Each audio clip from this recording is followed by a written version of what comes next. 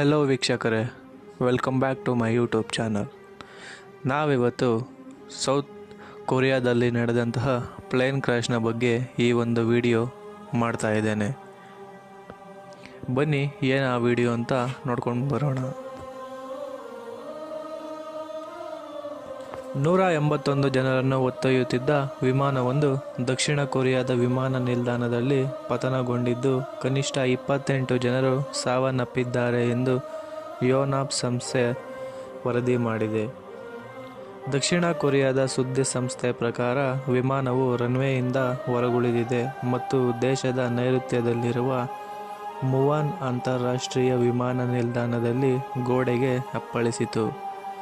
175 ಪ್ರಯಾಣಿಕರು ಮತ್ತು 6 ಮಂದಿ ಫ್ಲೈಟ್ ಅಟೆಂಡೆಂಟ್ಗಳನ್ನು ಹೊತ್ತಿದ್ದ ಜೆಬು ಏರ್ ವಿಮಾನವು ಥಾಯ್ಲೆಂಡ್ನ ಬ್ಯಾಂಕಾಕ್ನಿಂದ ಹಿಂತಿರುಗುತ್ತಿತ್ತು ಎಂದು ವರದಿ ಮಾಡಿದೆ ಮತ್ತು ಲ್ಯಾಂಡಿಂಗ್ ವೇಳೆ ಅಪಘಾತ ಸಂಭವಿಸಿದೆ.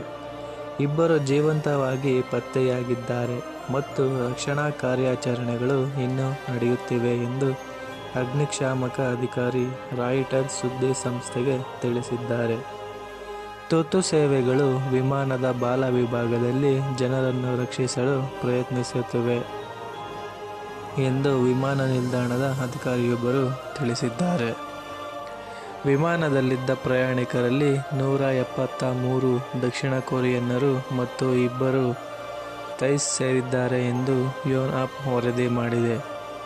ಪತನದ ಕಾರಣ ಇನ್ನೂ ತಿಳಿದು ಬಂದಿಲ್ಲ, ಆದರೆ ಸ್ಥಳೀಯ ಮಾಧ್ಯಮಗಳು ವಿಮಾನದ ವ್ಯವಸ್ಥೆಯಲ್ಲಿ ಹಕ್ಕಿಗಳು ಸಿಕ್ಕಿಹಾಕಿಕೊಂಡಿದ್ದರಿಂದ ಸಂಭವಿಸಿರಬಹುದು ಎಂದು ವರದಿ ಮಾಡಿದೆ.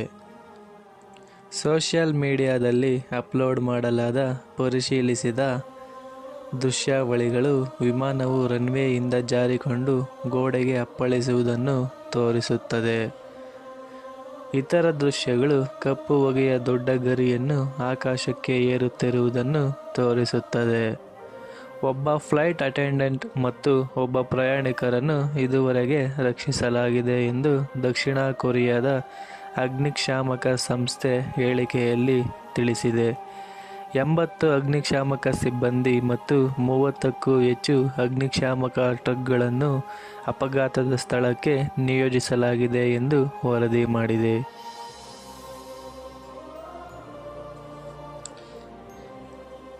ಯಾರೆಲ್ಲ ಹೊಸದಾಗಿ ಚಾನಲನ್ನು ನೋಡ್ತಾ ಇದ್ದೀರಾ, ಎಲ್ಲರೂ ದಯವಿಟ್ಟು ಸಬ್ಸ್ಕ್ರೈಬ್ ಮಾಡ್ಕೊಳ್ಳಿ, ಹಾಗೆ ಬೆಲ್ ಐಕನ್ನ ಕ್ಲಿಕ್ ಮಾಡ್ಕೊಳ್ಳಿ. ಈ ಒಂದು ವಿಡಿಯೋ ನಿಮಗೆ ಇಷ್ಟವಾದಲ್ಲಿ ಲೈಕ್ ಮಾಡಿ, ಶೇರ್ ಮಾಡಿ ಹಾಗೂ ಸಬ್ಸ್ಕ್ರೈಬ್ ಮಾಡಿ. ಧನ್ಯವಾದಗಳು. ಜೈ ಹಿಂದ್, ಜೈ ಭಾರತ್.